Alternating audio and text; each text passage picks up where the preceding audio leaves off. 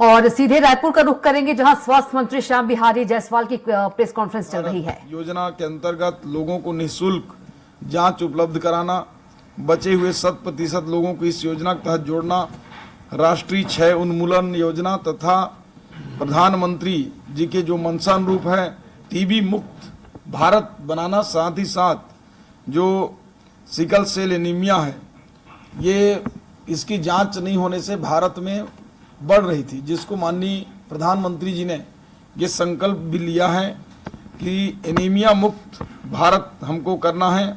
Sickle cell programme के तहत हम हर स्तर पर इसकी बृहद जांच के लिए भी आज चर्चा हुई है। साथ ही साथ जो प्रदेश की प्रमुख रूप से जो 108, 102, 1099 का जो बेहतर क्रियान्वयन करने का निर्देश भी दिया गया है। इसके अलावा सामुदायिक स्वास्थ्य केंद्र, जिला स्वास्थ्य केंद्र तथा मेडिकल कॉलेज के में विशेषज्ञ सुविधाएं कैसे उपलब्ध करा सकें, इस दिशा में भी आज हम लोग चर्चा की है। स्वास्थ्य सुविधाओं को प्रदान करने के लिए शासकीय तथा निजी अस्पतालों को किस प्रकार से निजी अस्पतालों में भी जो निम्न वर्ग के, जो अंतिम पंक्ति के बैठे हुए व्यक्ति हैं, जो गरीब से गरीब हों, उनको भी अच्छे से अच्छा जो प्राइवेट हॉस्पिटल में कैसे हमको लाभ मिल सके, इस दिशा में भी आज चर्चा हुई है। स्वास्थ्य विभाग में रिक्त पदों की भर्ती किए जाने संदर्भ में भी कार्यवाही किए जाने का आज मैंने निर्देश दिया है। जो भी रिक्त पद हैं उसकी सबकी भर्ती की प्रक्रिया जल्द चालू होंगी। मेरे द्वारा स्वयं भी स्वास्थ्य केंद्रों का औचक निरीक्षण कभी भी दिन या रात में मैं करूंगा, अपनी मंशा अधिकारियों को बताया हूं। साथ ही सभी अधिकारियों और सीएमएचओ को 2 दिन औचक निरीक्षण किसी भी स्वास्थ्य केंद्रों में करने हेतु मैंने निर्देशित किया है। साथ ही साथ मेडिकल कॉलेज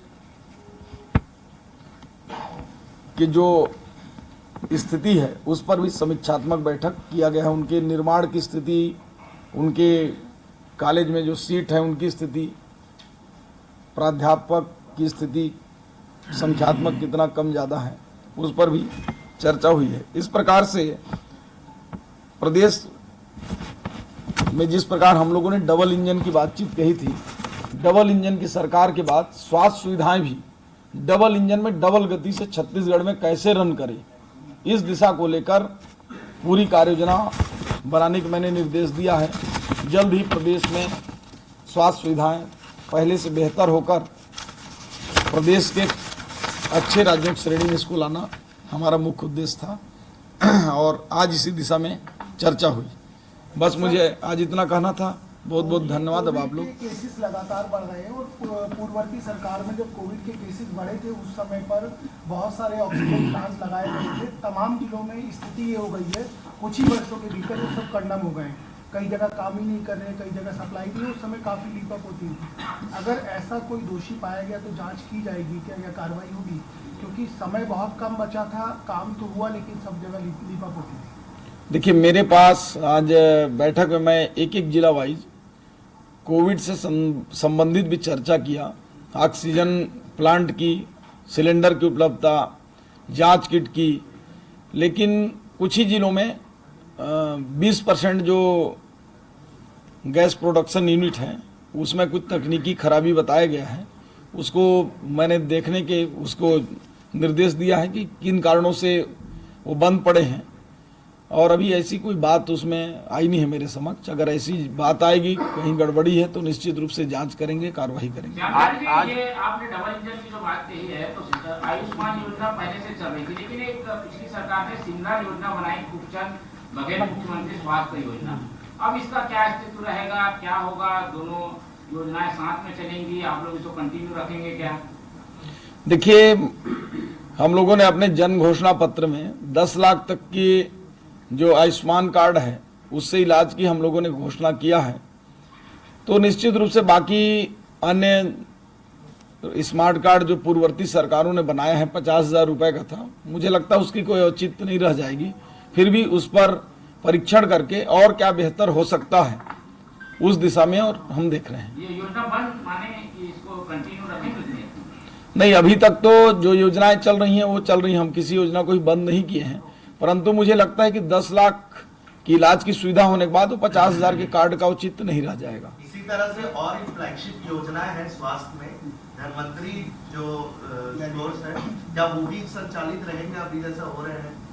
इसमें जोड़ देता हूँ मंत्री जी, क्योंकि आयुष्मान जन औषधि केंद्र जो है प्रधानमंत्री की तरफ से संचालित होता है। यहाँ पे 200 से ज्यादा स्वीकृति है, लेकिन 100 से ज्यादा बंद हो चुके हैं। 100 भी जो चल रहे हैं प्रधानमंत्री जन औषधि केंद्र, वहाँ पे दवाएं नहीं मिलती। मैंने इस दिशा में आज चर्चा करके इसकी रिपोर्ट मंगाई है कि किन कारणों से ये जो जन औषधि केंद्र हैं, क्योंकि ये माननीय प्रधानमंत्री जी का एक सोच के अनुसार ये केंद्र हम लोगों ने चालू किया है, और चूंकि आप बता रहे हैं कि उसमें अधिकांश बंद हैं, लेकिन पहले से ही मैंने इनकी रिपोर्ट मंगाई है। इनको किन कारणों से ये बंद हो रहे हैं, क्या समस्या है, उसको देखकर ये जन औषधि केंद्र जो है 100% आने वाले समय में संचालित होंगे। ये छत्तीसगढ़ में केवल रायपुर में सुपर स्पेशलिटी हॉस्पिटल है, जगदलपुर, अंबिकापुर, वहाँ तमाम जगहों से यहाँ रायपुर लाना पड़ता है, और यहाँ पे भी उतनी उचित व्यवस्था नहीं है। तो सरकार आती है, घोषणा करती है कि हम सभी जगह अस्पताल खोलेंगे, मगर खोल नहीं पा रहे। देखिए,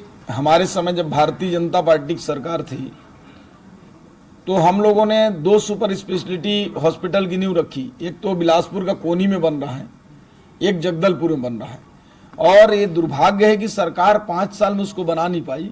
हम 2 महीने के अंदर दोनों सुपर स्पेशलिटी का शुभारंभ करने जा रहे हैं। 2 महीने के अंदर सुपर स्पेशलिटी छत्तीसगढ़ में 3 हो जाएंगे, एक डीकेएस, एक बिलासपुर, एक जगदलपुर।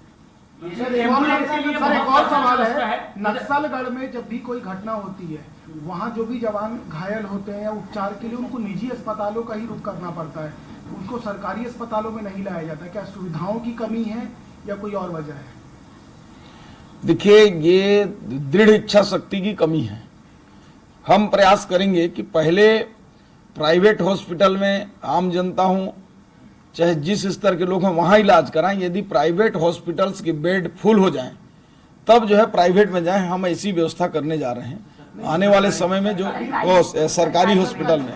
ये सवाल सर ये है क्योंकि कभी भी कोई कैजुअलिटी होती है, लगातार घटनाएं होती रहती है, बस्तर में, सुकमा में, वहाँ जो भी कैजुअलिटी होती है उनको या तो जितने भी निजी अस्पताल है जिनसे अनुबंध है वहीं लाया जाता है, सरकारी कहीं नहीं लाया जाता। तो क्या माना जाए, सरकारी अस्पतालों का रुख किया जाएगा इसको? चूंकि पहले से मानसिकता बन चुकी है, मैंने कहा दृढ़ इच्छा शक्ति करके हॉस्पिटल्स की पूरी जो सरकारी हॉस्पिटल हैं उनकी व्यवस्था को इस स्तर पर ले जाएंगे कि जब सरकारी हॉस्पिटलों के बेड भर जाएं तब लोग प्राइवेट हॉस्पिटल में रुक करें। ऐसी व्यवस्था बनाने की है। ये प्राइवेट अस्पताल पर अंकुश लगाने की व्यवस्था है। आए दिन ये होता है कि बिल ज्यादा ले लिए, 100 रोक लिया गया, इलाज में ठीक नहीं हो रहा है, जो पैसा नहीं दे रहे उसको निकाल दे रहे हैं, तो इसको पर अंकुश लगाने के लिए इससे जुड़ा है क्या कोई नई हेल्थ पॉलिसी पे ये सरकार आगे बढ़ने वाली है? क्या बगैर मान्यता कभी संचालित हो रहे हैं? निश्चित रूप से ये प्राइवेट नर्सिंग होम्स हो या प्राइवेट कोई स्वास्थ्य के सेंटर हो, सभी के जो पॉलिसी है उस पर अध्ययन करके उसकी रिपोर्ट मैंने मांगा है। हम ऐसी पॉलिसी भविष्य में लाएंगे कि प्राइवेट हॉस्पिटलों में भी गरीब को किस प्रकार से इलाज मिल सके, इलाज की सुविधा, इस दिशा में हम काम करेंगे। जरूरत पड़ी तो नर्सिंग एक्ट में बदलाव भी करेंगे। वो आयुष्मान में बहुत सारे ऐसे प्राइवेट अस्पतालों के जो कार्रवाई होनी है वो पेंडिंग है, क्योंकि आयुष्मान से जब वो निजी अस्पताल जाते हैं तो पैकेज का हवाला देते हुए उनका इलाज नहीं किया जाता है। आयुष्मान मित्र जो हर प्राइवेट अस्पताल में रखे गए थे वो पिछली सरकार ने हटा दिए थे, तो मदद भी एक तरीके से मिल नहीं पा रहा है। अगर मुझे इसकी जानकारी नहीं है, मैं इसकी जानकारी निकलवाता हूं। यदि हमारे सरकार ने ऐसी कोई नियुक्तियां या सिस्टम बनाया होगा जिसको